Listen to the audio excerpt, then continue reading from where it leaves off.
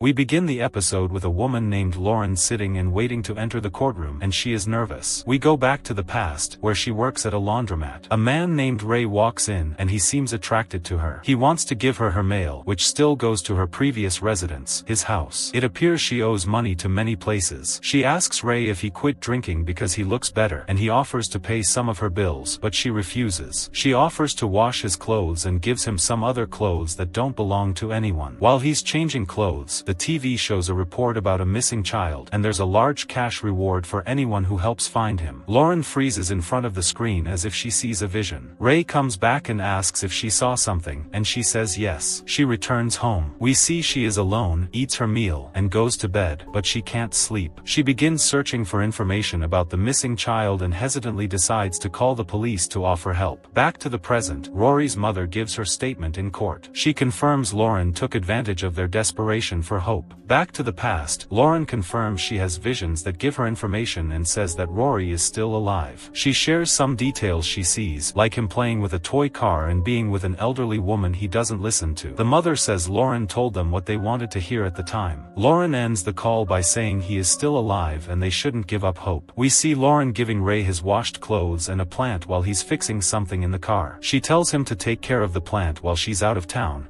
saying she'll be gone for 2 weeks. He asks if it's about the missing child. She confirms, but he tries to change her mind because this isn't the first time, and it hurts her every time, but she refuses and leaves. Back in court, the mother confirms the child was indeed playing with a toy car on the day he disappeared. That's why they believed Lauren, especially the father, Frank, who allowed her into his son's room when she visited. As soon as she arrived, Frank welcomed her warmly and lovingly and drove her to his house. When they arrived, the mother, Melissa, greeted her with oatmeal cookies, Rory's favorite. They go straight to his room. We see Lauren walking among the child's belongings, hoping to see something. She tells the parents that her visions may or may not work, but she says he had allergies, which makes the father very happy and believe her, while the mother still doubts her. Back to the present, the mother expresses her disagreement with much of what she saw and heard from Lauren in court. They hosted her in their home, and though she refused to take money, they overheard her on the phone talking about her late bills and decided to pay them. Her stay extended from 1 week to 2 months. When the lawyer asked the mother why they did this, she replied, because Lauren helped others the same way before. She had helped a case of a girl in Nevada and really saved her. That's why they helped her. Back to the past, at night, Lauren meets Frank and they talk, but Frank begins blaming himself for what happened to Rory. Melissa interrupts and asks Lauren how long it takes to see something. Lauren explains that things take time and her visions are sometimes unclear. The small things she saw in the other girl's case helped the police in some way, but the shock is that this case was from 17 years ago. The next day, they go to the police to report Lauren's visions,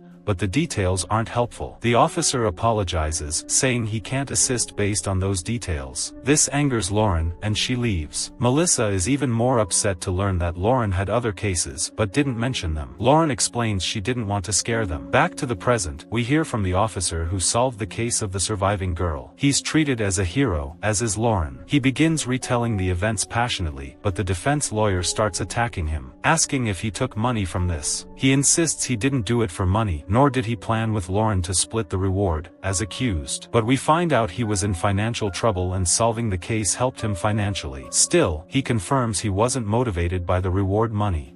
Everyone takes a break between sessions. Lauren assures Frank the accusations aren't true. As the session resumes, the investigator has shocking news. He tells them they've confirmed the child is dead. They've arrested a serial killer who confessed to killing Rory after killing another victim some time ago. But Lauren interrupts and asks if he's sure about what he said. This angers Melissa, who demands Lauren leave, and as she's leaving, the mother follows and asks why she hasn't packed yet, then kicks her out. Frank stops her, especially when Lauren tells them the child is still alive. Frank tries to understand why she believes that. Melissa warns him not to fall for it again. They say there's no physical evidence of the child's death. Melissa interrupts again and kicks her out. Frank drives her to the station. He tells her he believes her and doesn't want her to leave. She's their only hope to find him. Then Frank appears on the news attacking the investigation board, accusing them of negligence in solving the case. He stresses that the other child victims' bodies were found, but in Rory's case, there was none, and no confirmed evidence he died. There's tension between Frank and the police. One day, Melissa visits Lauren and asks her to tell Frank the child is dead and to move on, but Lauren refuses. Melissa offers her money. Lauren refuses again. Melissa tells her the police want to sue Lauren and she might accept. We go to the police officer being questioned by Lauren's lawyer. He shocks everyone by showing a video of the criminal interrogation, where we see the officer feeding the suspect information just to close the case, promising to avoid the death penalty in exchange for a confession. Everyone is stunned. Then comes Lauren's turn in court. We learn the first time she had a vision was as a child. Her brother was in Vietnam and disappeared with other soldiers. Everyone thought he was dead. She saw a vision he was alive, and he really was. But later, the defense points out that she might do this for validation from others, especially in her brother's case. After her vision, she grew closer to her mother. We also learn that her brother later died in an accident while coming to pick her up from school. That's why her mother stopped trusting her. She didn't foresee that. Lauren explains her gift works randomly, not whenever she wants. Then her lawyer tries to convince the jury that Lauren is just trying to help when she sees her visions. She's not a fraud, and it only brings her trouble. We go to a break between sessions. The couple talks. Melissa asks Frank to move on, saying she doesn't want compensation from Lauren. But Frank confirms he still feels the child is alive. Finally, the verdict is announced,